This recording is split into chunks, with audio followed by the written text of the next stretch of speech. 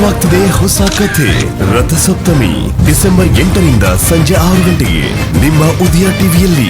ಅವ್ರು ಇಲ್ದೇ ಇದ್ರು ಅವಳು ಬರೋ ಲಕ್ಷಣ ಕಾಣ್ತಾ ಇಲ್ಲ. ಅಲ್ಲ ಕಣೋ, ನೀನಾದ್ರೂ ಒಪ್ಸಿ ಕರ್ಕೊಂಡ್ ಬರ್ಬೇಕು ತಾನೆ. ಅವಳು ವಿಚಾರ ಬಿಡು, ನೀನ್ ಆರಾಮಾಗಿ ಹೋಗ್ಬಾ.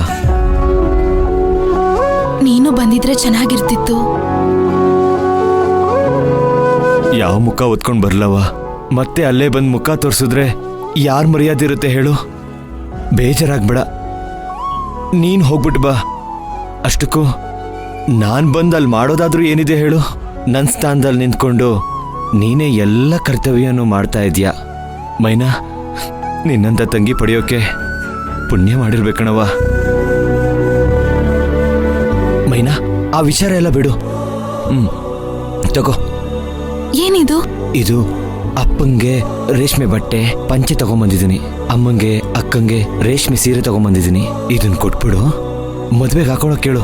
ಆದ್ರೆ ನಾನ್ ಕೊಟ್ಟೆ ಅಂತ ಮಾತ್ರ ಹೇಳ್ಬೇಡ.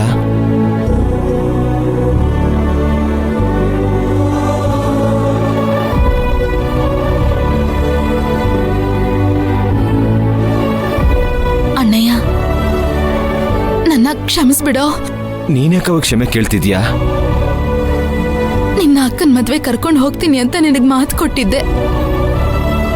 ಆದ್ರೆ ಆ ಮಾತನ್ನ ನಾನು ಉಳಿಸ್ಕೊಳಕ್ ಆಗ್ತಿಲ್ಲ. ಕ್ಷಮಿಸ್ಬಿಡು. ಅದಕ್ ನೀನ್ಯಾಕವಾಗ ಕ್ಷಮೆ ಕೇಳ್ತೀಯಾ? ತಪ್ಪು ಮಾಡಿರೋದು ನಾನು ಕ್ಷಮೆ ಕೇಳಬೇಕು. ಅಕ್ಕನ ಮದ್ವೆನ ನಾನ್ ನಿಂತ್ ಮಾಡ್ಬೇಕಾಗಿತ್ತು, ಆದ್ರೆ ಇವತ್ ನೀನ್ ನಡೆಸ್ಕೊಡ್ತಾ ಇದೀಯ. ಆ ದೇವರಿಗೆ ನನ್ನ ಮೇಲೆ ಕರುಣೆ ಬಂದು ಅಪ್ಪ ಅಮ್ಮ ನನ್ನ ಕ್ಷಮಿಸ್ಬಿಟ್ರೆ ನಿನ್ ಮದ್ವೆನ ಅದ್ದೂರಿಯಾಗಿ ನಿಂತ್ ಮಾಡ್ತೀನಿ. ಅದೇ ನನ್ನ ಆಸೆ.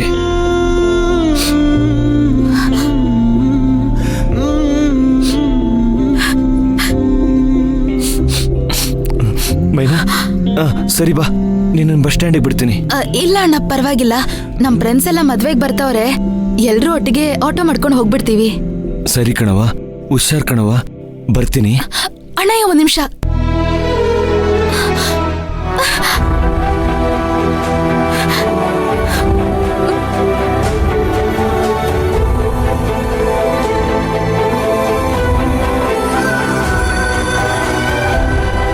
ಮೈನಾ, ಯಾಕವ ಅಳ್ತಾ ಇದೀಯಾ? ನೀನ್ ಅಳ್ಬೇಡ. ನೀನ್ ಹತ್ರ ನನ್ಗೂ ಅಳು ಬರುತ್ತೆ. ಯಾಕೆ ಈ ಅಣ್ಣ ಹಿಂಬಿಟ್ಟು ಹೋಗ್ತಾ ಇದೀಯಾ ಅಂತ ಅಳ್ತಾ ಇದೀಯಾ? ನೀನೇನು ಯೋಚನೆ ಮಾಡ್ಬೇಡ ಕಣವ್ವ. ಒಂದಿನ ನಾನು ಬಂದೇ ಬರ್ತೀನಿ. ಮೈನಾ, ಶುಭ ಕಾರ್ಯಕ್ಕೆ ಹೋಗುವಾಗ ಈ ಥರ ಎಲ್ಲ ಅಳ್ಬಾರ್ದು, ನಗ್ನಗ್ತಾ ಹೋಗ್ಬೇಕು, ಸರಿನಾ? ಎಲ್ಲಿ ನಗು ನಗು ಮೈನಾ, ನಗೋ. ಈಗಿರ್ಬೇಕು. ಸರಿ ಕಣವ, ಅಕ್ಕನ ಮದುವೆನ ಚೆನ್ನಾಗ್ ಮಾಡು, ಆಯ್ತಾ? ಅಳ್ಬಾರ್ದು. ಸರಿ ಅಣ್ಣಯ್ಯ, ಹುಷಾರು. ತಗೋ, ನೀನು ಹಿಡ್ಕೋವಿ.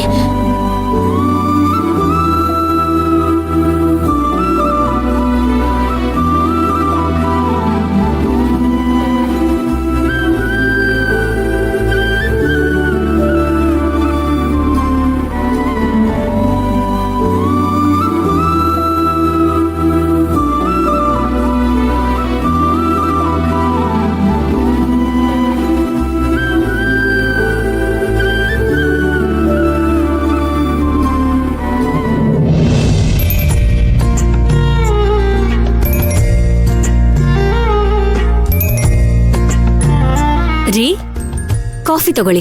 Thank you.